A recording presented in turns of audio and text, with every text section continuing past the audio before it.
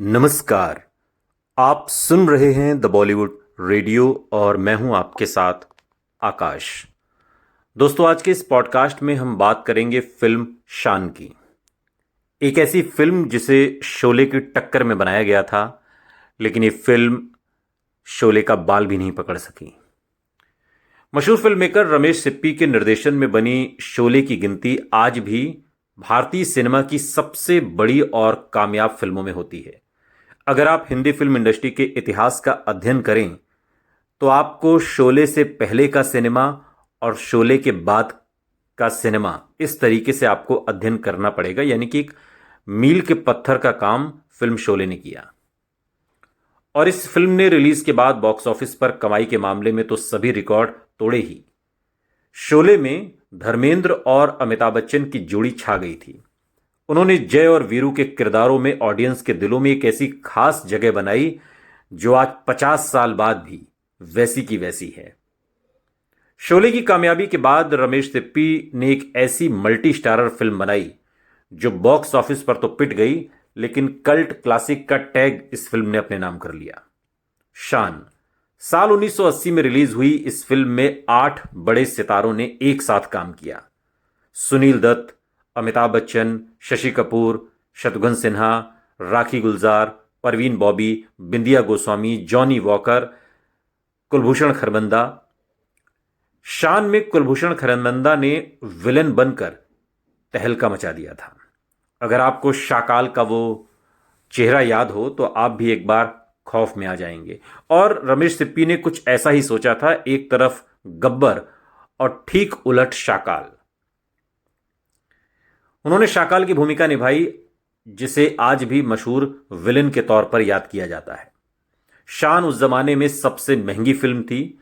6 करोड़ के बजट में यह फिल्म बनकर तैयार हुई थी, जो शोले की लागत से लगभग दोगुना थी। यानी कि 2.5-3 करोड़ रुपए में पूरी शोले फिल्म बनकर तैयार हो गई थी और अकेली शान का बजट तब 6 करोड़ रुपए था। शान ने 3 सालों तक सबसे महंगी फिल्म के रिकॉर्ड पर कब्जा बनाए रखा, जब तक कमाल अमरोही की फिल्म रजिया सुल्तान, जो उस दौर में 7 करोड़ रुपए में भी नहीं बन पाई थी। हालांकि रिलीज के बाद शान बॉक्स ऑफिस पर फेल हो गई।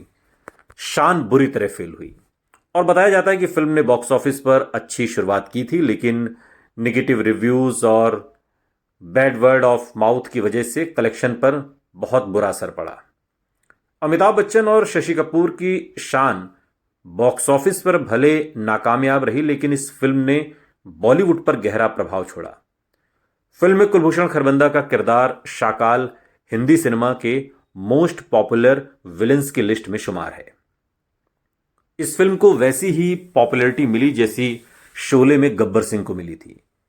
वैसे शान को सिनेमाघरों में री रिलीज कर मेकर्स ने लागत से ज्यादा कमाई कर ली।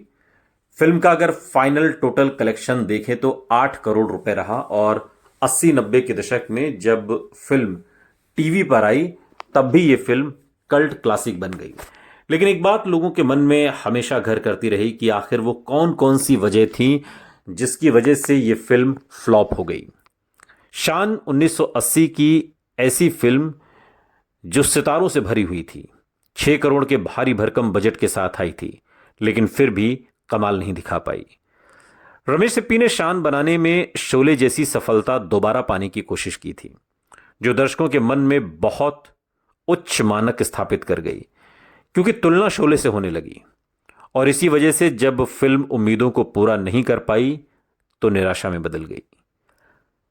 लेखक जावेद अख्तर ने फिल्म की कहानी लिखी थी, लेकिन उन्होंने खुद इस बात को स्वीकार किया कि फिल्म को जल्दी रिलीज कर दिया गया, जबकि शोले जैसी फिल्म की सफलता के बाद उसे कुछ और समय देना चाहिए था।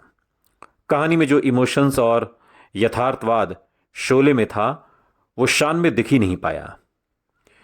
फिल्म के रिलीज होने के बाद समीक्षकों और दर्शकों से नकारात्मक रिव्यू मिलने लगे, शोले से तुलना होने लगी, जो सीधे कलेक्शन पर भी प्रभाव डालने लगे और फिल्म के प्रति दर्शकों का जो लगाव था वो भी कम महसूस होने लगा। फिल्म के सेट पर एक्शन सीन और विलेन के किरदार को हॉलीवुड फिल्मों से कॉपी करने का भी आरोप रमेश सिप्पी पर लगा, जिससे फिल्म की ओर से कुछ नया और असली जो भावना होती है, असली फीलिंग होती है, वो भी एक तरीके से गायब हो गई। फिल्म में अमिताभ बच्चन समेत कई बड़े सितारे थे, लेकिन धर्मेंद्र, संजीव कुमार, हेमा मालिनी जैसे कुछ बड़े सितारों के न होने से फिल्म की पकड़ कमजोर रही। भले ही फिल्म का सेट और एक्शन बहुत एडवांस थे, लेकिन दर्शकों को वो कहानी और किरदारों से जुड़ाव नहीं मिल पाया जो फिल्म बनाने में बहुत जरूरी पहलू था, जिसका ध्यान नहीं रखा गया। हालांकि बाद में ये फिल्म उस तरीके का रिजल्ट तो नहीं दे पाई, लेकिन फिर भी कई कमजोर कड़ियां इसके अंदर शामिल रहीं, जिसकी वजह से फिल्म शान फ्लॉप हुई। मसलन अत्यधिक उच्च उम्मीदें थी, यानी कि बहुत ज्यादा उम्मीदें लोगों को थी, जो शोले जैसी सफलता की तुलना में बनी थी, इसलिए लोग शोले से शान की तुलना कर रहे थे। कहानी और स्क्रिप्ट कमजोर थी और यूं ही लगता था कि अधूरी है। फिल्म का जल्दी रिलीज होना, जिससे बेहतर अवसर नहीं मिल पाया कि शोले की कामयाबी के बाद एक गैप मिले और उस गैप के बाद कोई फिल्म आए जिससे कि कम से कम तुलना का स्तर उतने पीक पर ना हो। इसके अलावा हॉलीवुड फिल्मों से सामग्री की नकल करना, जिससे जो नयापन था उसकी भी कमी रही। स्टार कास्ट के बावजूद किरदारों में दर्शकों का कम जुड़ाव भी एक बड़ी समस्या रही, जिसकी वजह से यह फिल्म नहीं चली। भारी बजट और तकनीकी प्रभाव के बावजूद कहानी काफी कमजोर थी। जावेद अख्तर, जिन्होंने इस फिल्म की कहानी लिखी, उन्होंने अक्सर अपने इंटरव्यूज में कहा कि शान की कहानी को बहुत अधिक प्रयास और दिल से लिखा गया, लेकिन फिल्म की रिलीज की जो टाइमिंग थी और मार्केटिंग में कुछ कमियां थीं, जो इसके सफल नहीं होने का मुख्य कारण बनी। और जावेद अख्तर ये भी मानते हैं कि फिल्म को बेहतर बनाने के लिए और अधिक समय और संसाधनों की जरूरत थी, लेकिन जल्दबाजी में इसे रिलीज कर दिया गया। इसके अलावा जावेद अख्तर ने यह भी स्वीकार किया कि शान जैसी बड़ी फिल्म के लिए कहानी और स्क्रिप्ट में कुछ कमजोरियां भी थीं, जिनकी वजह से फिल्म दर्शकों को उनका दिल नहीं जीत पाई। और वो ये भी बताते हैं कि फिल्म की नकल करने की भारी आलोचना, हॉलीवुड से प्रेरणा और कुछ सीन की कॉपी पेस्ट की गई शैली ने भी फिल्म की आलोचनात्मक और व्यावसायिक सफलता पर एक नेगेटिव असर डाला। जावेद अख्तर का मानना है कि सफलता में टाइमिंग, स्टोरी स्ट्रेंथ और ओरिजिनल कंटेंट का बड़ा रोल है, जिसने शान को बॉक्स ऑफिस पर सफलता पाने से रोका, चूंकि इन सब चीजों की इसमें कमी थी। जावेद अख्तर ये भी कहते हैं कि ऐसी मुश्किलों के बावजूद ये फिल्म आज भी अपने दौर की बड़ी और सबसे महंगी फिल्मों में से एक गिनी जाती है। लेकिन जिस फिल्म को लेकर इतना विवाद हुआ, इतनी दिक्कत हुई, इतनी निराशा हुई, और जिस कहानी को लेकर बहुत सवाल उठाए गए, उस कहानी को भी आप सुनिए। शान की शुरुआत होती है डीसीपी शिव कुमार से। डीसीपी शिव कुमार यानी कि सुनील दत्त अपने घर वापस आ जाता है और अपनी पत्नी शीतल यानी राखी गुलजार और अपनी बेटी को बताता है कि उसका तबादला बॉम्बे शहर में हो चुका है। उसके दो भाई हैं, विजय यानी अमिताभ बच्चन और रवि यानी शशि कपूर, जो बॉम्बे में ही रहते हैं। शहर में एक अनजान व्यक्ति शत्रुघ्न सिन्हा उसे 2 बार मारने की कोशिश करता है, पर दोनों बार वो बच जाता है। शाकाल यानी कुलभूषण खरबंदा एक अंतर्राष्ट्रीय अपराधी होता है, जो भारत के बाहर किसी द्वीप से सारे कारोबार पर नियंत्रण रखता है। शिव यानी कि जो डीसीपी है, जिसके किरदार में सुनील दत्त हैं, शिव हर बार और होने वाले हर बार अपराधों की जड़ के पास पहुंच जाता है और शाकाल उसकी तारीफ करता है और अपने साथ शामिल होने की पेशकश भी। पर शिव इस पेशकश को ठुकरा देता है, जिसके बाद शाकाल उसे मारने की कोशिश करता है और उसकी गोली मारकर हत्या भी कर देता है। विजय, रवि और शीतल इस दुख से निकले भी नहीं थे कि उन्हें वो अनजान व्यक्ति दिखता है जो शिव को मारने की कोशिश कर रहा था। शीतल उसे पहचान जाती है। वो अपना नाम राकेश बताता है, जो पहले सर्कस में आंखें बंद करके निशाना लगाने का काम करता था। वो बताता है कि उसकी पत्नी को शाकाल ने किडनैप कर लिया था और उसके बदले में शिव को मारने के लिए कहा था।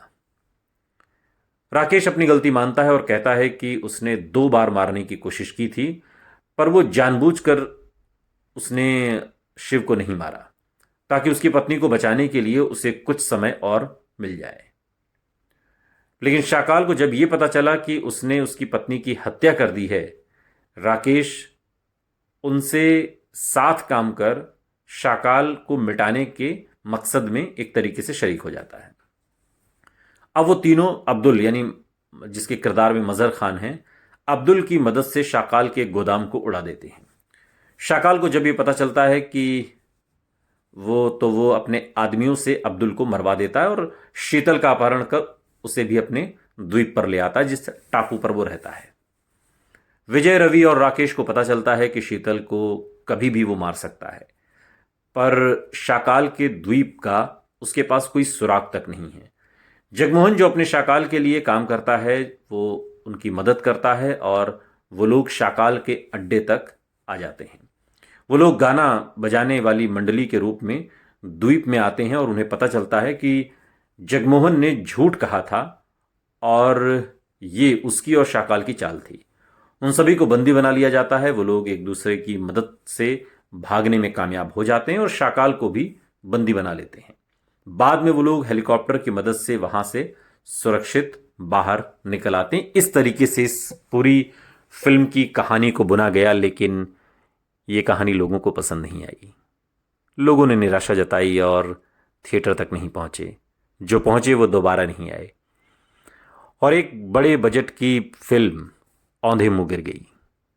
सुनते रहिए द बॉलीवुड रेडियो, सुनता है सारा इंडिया।